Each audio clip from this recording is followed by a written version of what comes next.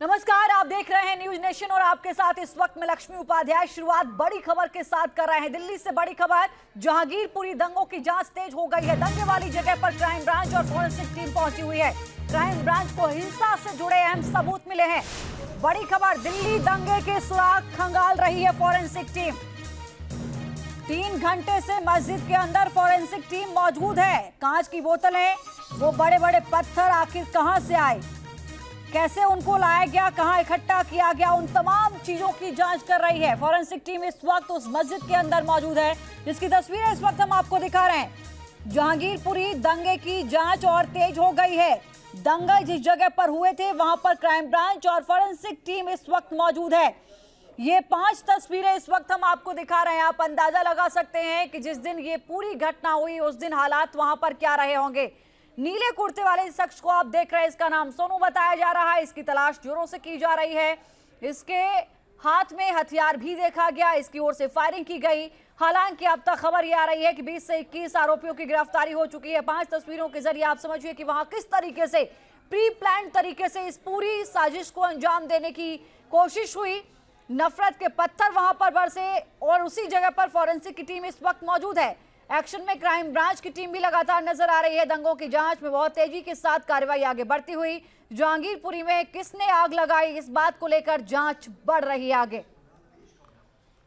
एक और बड़ी खबर, दिल्ली में दंगाइयों के खिलाफ एक्शन तेज हो गया है। जहांगीरपुरी दंगे में अब तक 21 आरोपियों की गिरफ्तारी। भीड़ में फायरिंग करने वाला असलम भी गिरफ्तार हुआ। दंगे का मास्टरमाइंड अंसार भी गिरफ्तार हुआ। गोली चलाने वाला सोनू, जिसकी तलाश अभी भी जारी है, जो चेहरा इस वक्त हम आपको दिखा रहे थे, सोनू की तलाश की जा रही है जिसने गोली चलाई थी। नीले कुर्ते में जो शख्स आपको नजर आ रहा है उसी का नाम सोनू बताया जा रहा है, जिसकी तलाश चल रही है। सोनू ने ही गोली चलाई थी। ये बड़ी खबर इस वक्त आपको बता दें। 21 आरोपियों की गिरफ्तारी हो चुकी है, लेकिन सोनू नाम के शख्स की तलाश तेज कर दी है पुलिस ने। ये बड़ी खबर इस वक्त आपको बता दें। गोली चलाने वाला सोनू, जिसकी तलाश इस वक्त हो रही है। 3 तस्वीरों के जरिए आप समझिए दिल्ली में किस तरीके से फायरिंग की गई। अंसार की गिरफ्तारी हो गई है, सोनू की तलाश तेज हो गई है। जाहिर है उसके बड़े भाई को भी गिरफ्तार किया गया है, इस पर पहले से कई मुकदमे दर्ज हैं और ऐसे में सोनू का भी आपराधिक रिकॉर्ड खंगाला जा रहा है।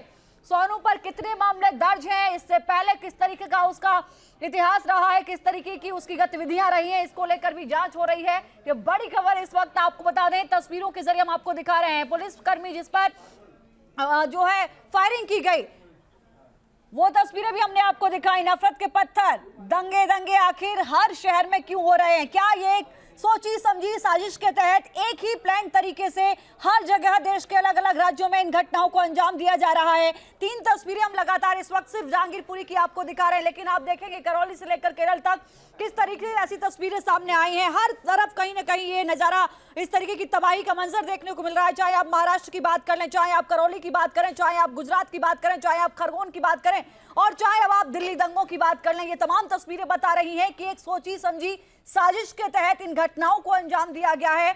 और इसके तहत क्या एक दूसरी घटनाओं से एक दूसरे राज्यों के तार भी जुड़े हो सकते हैं, यह भी समझना होगा। इस बात को लेकर भी जांच आगे बढ़ेगी। लेकिन फिलहाल इस अंसार को आप देखें, इसकी बेशर्मी कल आपने देखी किस तरीके से जब इसको कोर्ट में पेशी के लिए लिए जा रहा था, उस वक्त जो है इसके चेहरे पर बिल्कुल भी इस बात की शिकन नहीं थी कि हाँ इसने एक बड़े जुर्म को अंजाम दिया है। ये अंसार की तस्वीर आप देख रहे हैं, ये वो सोनू नीले कलर के कुर्ते में जिसको आप देख रहे हैं, ये वही शख्स है जिसने गोली चलाई थी। और ये असलम जो मास्टरमाइंड बताया जा रहा है, इसकी भी गिरफ्तारी हो चुकी है। एक एक करके इस पूरे मामले में 21 आरोपी पुलिस के शिकंजे तक पहुंच चुके हैं और अब सोनू की तलाश भी लगातार की जा रही है। आगे और भी ऐसे चेहरे जिनको चिन्हित किया जाएगा, जिनकी गिरफ्तारी होगी। लेकिन फिलहाल उस वक्त क्या कुछ हालात बने थे। तलवार इस वक्त जिस हाथ में आप देख रहे हैं, ये देखिए, ये दंगाइयों की वो तस्वीर है जो इस बात की गवाही दे रही है कि किस तरीके से देखते ही देखते वहां पर माहौल को खराब किया गया। सबसे पहले वहां पर कहासुनी होती है और ये तकलीफ किस बात से थी, शुरुआत कहां से होती है, ये समझिए। जय श्री राम के नारे शोभा यात्रा में लगाए जाते हैं जब वो शोभा यात्रा वहां से निकल रही होती है मस्जिद के ठीक सामने से, और आगे जैसे ही शोभा यात्रा बढ़ती है वहां पर पहले विवाद होता है, छुटपुट कहासुनी होती है, उसके बाद वहां पर एक साथ दंगाई इकट्ठा हो जाते हैं।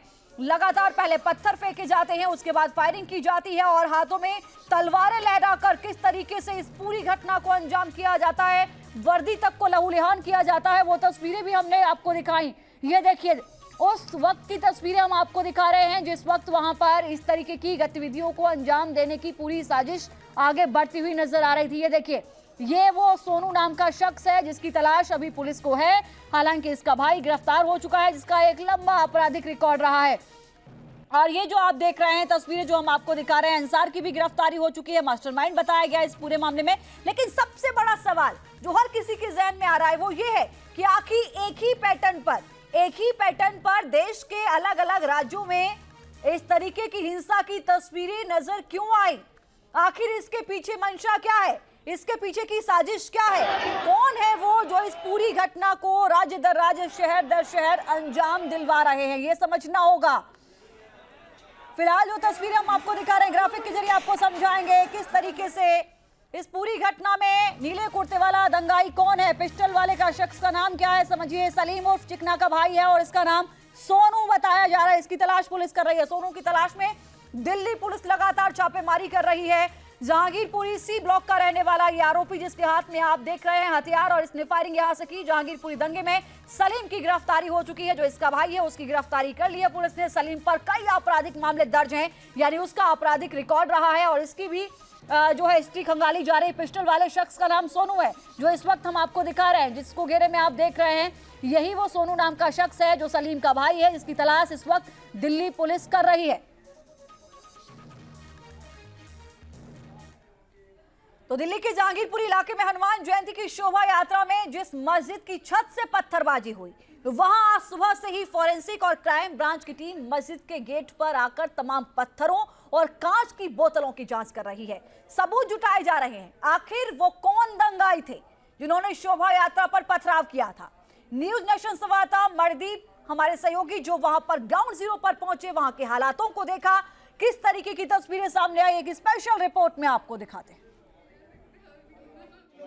जहांगीरपुरी हिंसा के बाद दिल्ली पुलिस की फॉरेंसिक टीम व क्राइम ब्रांच की टीम को आप साफ देख सकते हैं। ये लोग इस समय मस्जिद के अंदर से तमाम जो साक्ष्य हैं, तमाम जो सबूत हैं, उनको यहाँ पर इकट्ठा कर रहे हैं। दरअसल मस्जिद के ऊपर से हनुमान जन्मोत्सव के जुलूस के ऊपर पथराव किया गया था। ऐसे में वो जो पत्थर पड़े हुए हैं, वो जो ईंटें पड़ी हुई हैं, वो जो कांच की बोतलें मस्जिद के दरवाजे पर पड़ी हुई हैं, उनको फॉरेंसिक टीम उठा रही है। उनको स्पेशल जो क्राइम ब्रांच है उनकी टीम जो है उठा रही है। और पिछले लगभग 2 घंटे से फॉरेंसिक टीम जो है मस्जिद के अंदर मौजूद है। करीब 6 के करीब ये अफसर हैं। ये पिछले 2 घंटे से मस्जिद के तमाम कोनों कोनों को खंगाल रहे हैं। साथ में जो मस्जिद के जो नुमाइंदे हैं, मस्जिद के जो लोग हैं, मौलवी हैं, वो लोग भी इस समय यहाँ पर मौजूद हैं। आप देख सकते हैं कैमरे की स्क्रीन पर जो यहाँ शीशे की बोतल टूटी हुई पड़ी हुई है, कांच है, उनके आसपास गोला लगाया जा रहा है, उनका डिस्टेंस मापा जा रहा है। फॉरेंसिक टीम ने इस समय मस्जिद और उसके आसपास के तमाम जो एरियाज हैं उनको अपने कब्जे में लिया हुआ है। क्राइम ब्रांच की टीम साथ में मौजूद है। पिछले 2 घंटे से मस्जिद के चप्पे चप्पे की सघन तलाशी यहां पर चल रही है, क्योंकि वीडियोस जो वायरल हुए थे, वीडियोस जो दिख रहे हैं, उसमें साफ तौर पर दिख रहा था कि इसी मस्जिद की छत से हनुमान जन्मोत्सव के जुलूस के ऊपर लगातार पत्थर फेंके गए थे।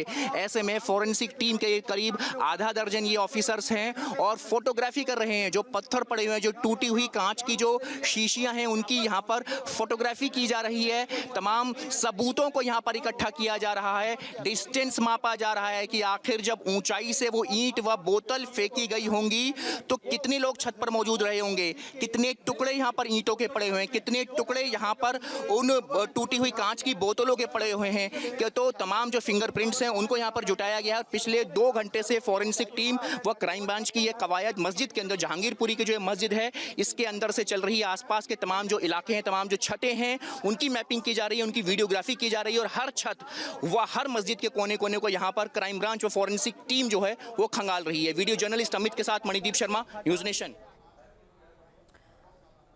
कहां दंगे हुए ये समझना बहुत जरूरी है। जाहिर है कि इससे पहले भी हमने सवाल यही किया कि एक ही पैटर्न पर देश के अलग अलग राज्यों में किस तरीके से दंगे हुए, वो आपने देखे। क्या इनके तार एक दूसरे से जुड़े हो सकते हैं?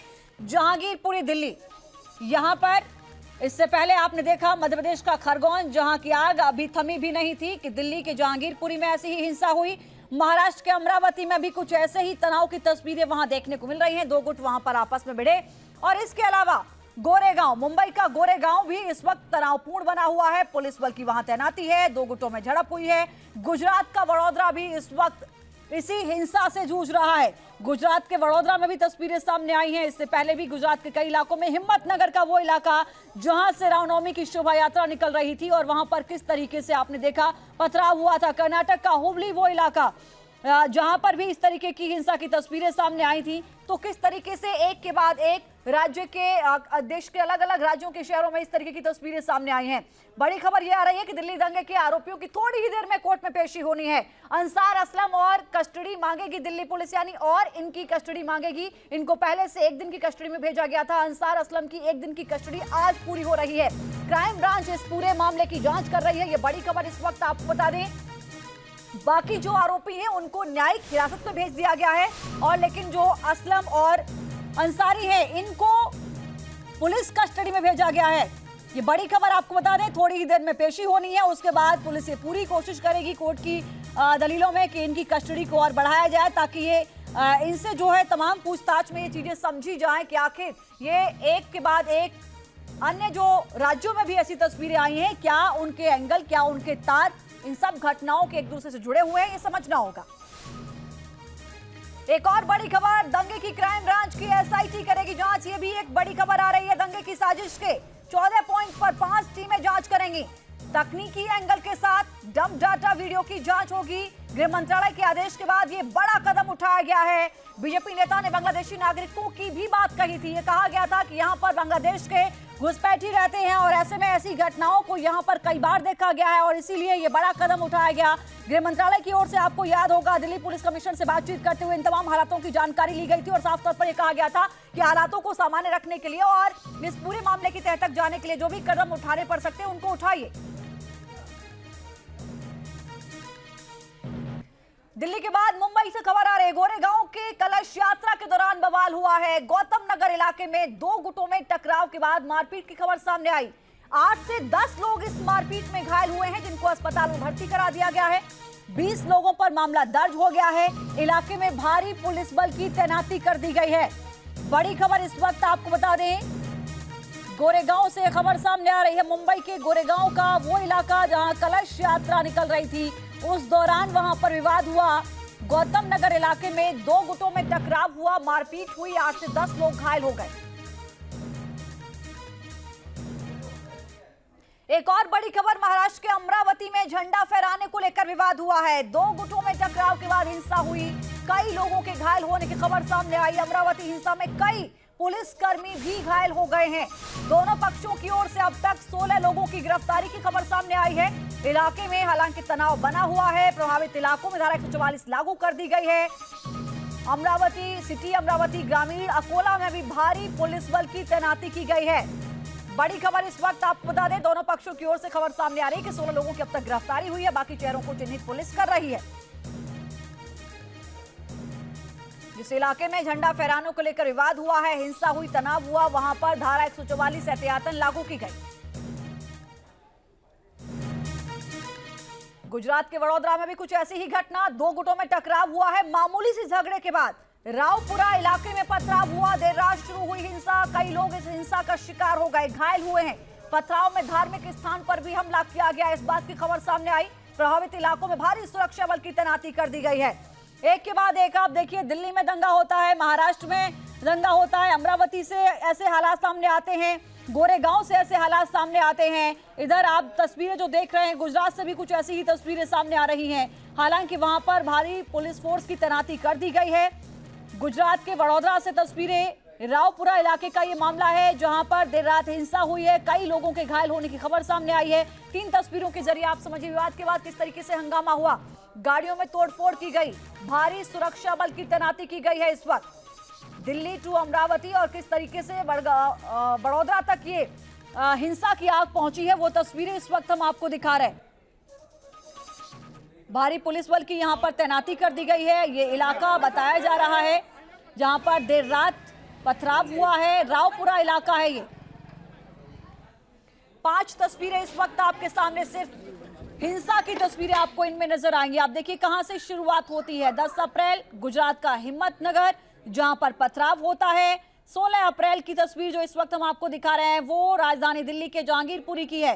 खरगोन मध्य प्रदेश का वो इलाका, दिल्ली से पहले यानी 10 अप्रैल को यहां पर भी वही घटना हुई थी। 17 अप्रैल की जो तस्वीर आप देख रहे हैं वो गुजरात के वडोदरा की देख रहे हैं, यानी कि आज जो हालात, कल जो हालात वहां पर बने वो हम आपको दिखा रहे हैं। अमरावती महाराष्ट्र का वो इलाका है जहां पर 2 गुटों में झड़प हुई है। इलाके में हालांकि सन्नाटा है, लेकिन माहौल तनावपूर्ण इस वक्त भी वहां पर बना हुआ है। तो विवाद के बाद हंगामा हुआ है। इस वक्त की बड़ी खबर एक और आ रही है कर्नाटक के हुबली से, जहां पुलिस ने 88 लोगों को गिरफ्तार किया। गिरफ्तार किए गए लोगों पर शनिवार की रात पुलिस थाने के बाहर हिंसा फैलाने का आरोप लगा है। गिरफ्तार किए गए लोगों में AIMIM के स्थानीय कॉर्पोरेटर का पति भी बताया गया।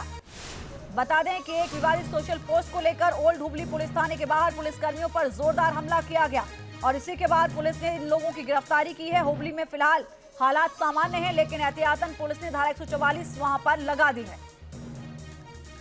बताया जा रहा है कि सोशल मीडिया पर एक पोस्ट को लेकर पुलिस से शिकायत की गई थी। पुलिस ने इस पूरे मामला दर्ज कर लिया, लेकिन जिस पक्ष की ओर से शिकायत की गई उसे उस कार्रवाई से संतुष्टि नहीं मिली। उनका कहना है कि वो संतुष्ट नहीं हुए, लिहाजा कार्रवाई से संतुष्ट न होने पर थाने का घेराव कर दिया गया। पुलिस का ये आरोप है कि पुलिस पर ही जबरदस्त हमला किया गया है। विवादित पोस्ट के बाद हुबली में फिलहाल हालात सामान्य जरूर हैं, लेकिन इलाके में चूंकि जाहिर है हिंसा की तस्वीरें, ये पत्थर जो आप देख रहे हैं, पत्थरबाजी वहीं पर हुई है।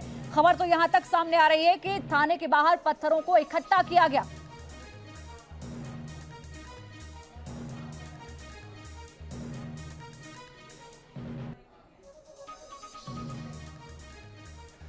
मैप के जरिए आप समझिए देश में कहां-कहां दंगे की साजिश को अंजाम दिया गया। खरगोन मध्य प्रदेश का वो इलाका जहां शिवम आज भी जिंदगी मौत से जूझ रहा है वेंटिलेटर पर।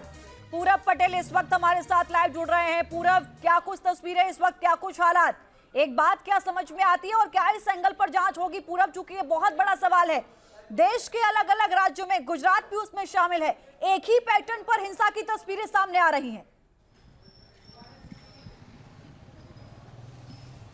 बिल्कुल उस एंगल पे जांच होनी भी चाहिए, क्योंकि गुजरात के ही 4 ऐसे बड़े शहर हैं जो इस दंगों की चपेट में आ गए और छोटी छोटी बात पर लोग एक दूसरे पर पत्थर फेंकने के लिए उतावले हो जाते हैं और वो घटना वो हिंसक रूप ले लेती है। और आपको बता दूं कि जो गुजरात की जो इंफॉर्मेशन ब्यूरो है, IB है, वो इस पूरे मामले में जांच कर रही है सेंट्रल IB के साथ मिलकर, क्योंकि ये एक बहुत बड़ी जानकारी मैं आपके साथ साझा कर रहा हूँ। क्योंकि जिस तरह से छोटी छोटी, जैसे वडोदरा की बात की जाए, रावपुरा की बात की जाए, तो यहाँ पर महज सिर्फ 2 स्कूटर के बीच छोटी सी टक्कर हुई और मामला जो है वो इतना गंभीर हो गया, संगीन हो गया कि एक दूसरे पर पत्थरबाजी की गई। उसके बाद कई व्हीकलों को नुकसान किया गया और यहाँ पर एक छोटा सा धार्मिक स्थल है, वहाँ पर मूर्ति है, उस मूर्ति को भी तोड़ दिया गया। तो इस मामले में फिलहाल जो है वो पुलिस, रावपुरा पुलिस ने कुछ लोगों को हिरासत में लिया है, उनसे पूछताछ जारी है और जो जिस जगह पर ये घटना हुई थी उस जगह पर पुलिस बंदोबस्त तैनात है, उसके आसपास के इलाकों में भी पुलिस बंदोबस्त तैनात है। हालांकि गुजरात पुलिस के लिए चुनौती, लक्ष्मी, फिलहाल ये है कि आज शाम से प्रधानमंत्री का दौरा शुरू हो रहा है। 21 तारीख को ब्रिटेन के जो प्रधानमंत्री है बोरिस जॉनसन, वो अहमदाबाद लैंड करने वाले हैं, तो और वो उसके बाद दिल्ली जाएंगे। तो दिल्ली और अहमदाबाद दोनों जगहों पर फिलहाल राइट्स चल रहे हैं। तो पुलिस के लिए सबसे बड़ी चुनौती ये है कि दोबारा से ये जो दंगे हैं वो शुरू ना हो जाए, इसलिए आसपास के इलाकों से भी जो पुलिस दस्ता है वो भी बुला लिया गया है। लेकिन जिस तरह से हम बात कर रहे हैं कि उस एंगल की जांच होनी चाहिए कि देश के करीब ज़्यादातर हिस्सों में छोटी छोटी बात पर दंगा क्यों हो जा रहा है, कहीं ये आने वाले दिनों में बड़ी साजिश की ओर तो इशारा नहीं कर रहा है, तो स्वाभाविक है। पूरब, चाहे हिम्मतनगर की बात करें, चाहे वडोदरा की बात करें, वडोदरा में जहां तक मुझे याद आ रहा है कि ये दूसरी दफा है जब इस तरीके के दंगे की तस्वीर, हिंसा की तस्वीर, उपद्रव की तस्वीर सामने आई है। सवाल ये है कि क्या वाकई परिस्थितियां ऐसी बन जाती हैं कि हिंसा हो जाती है, या सोची समझी साजिश के तहत परिस्थितियों को ऐसा बनाया जाता है कि वहां पर उपद्रव हो, वहां पर हिंसा हो, वहां पर साजिश हो और वहां पर इस तरीके के पथराव और वहां पर खूनी खराबे की तस्वीरें सामने आ जाए?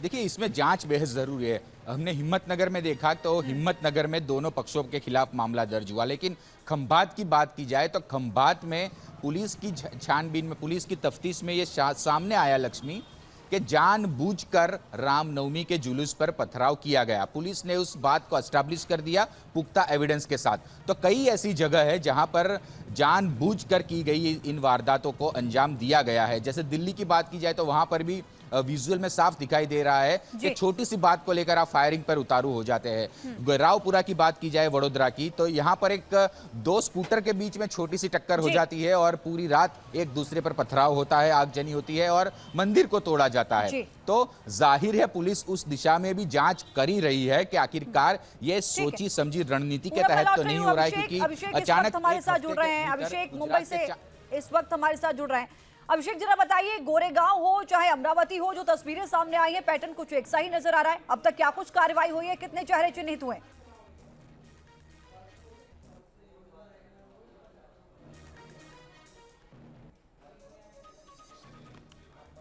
वही स्थिति अमरावती में है। अमरावती में भी पुलिस बल तैनात किया गया है, साथ ही गोरेगांव इलाके में भी पुलिस बल तैनात किया गया है। मैं गोरेगांव इलाके में ही हूं और यहां पर क्या कुछ हुआ था, एक मेरे साथ चश्मदीद हैं जो शोभा यात्रा के दौरान मौजूद थे। हम इनसे पूछते हैं। ये बताइए आपका नाम क्या है? सर आकाश मिश्रा। आकाश, ये बताइए कि क्या हुआ था, आप लोग थे यहाँ पर शोभा यात्रा के दौरान, क्या दिक्कत हुई? जी सर, मैं शोभा यात्रा में सम्मिलित था।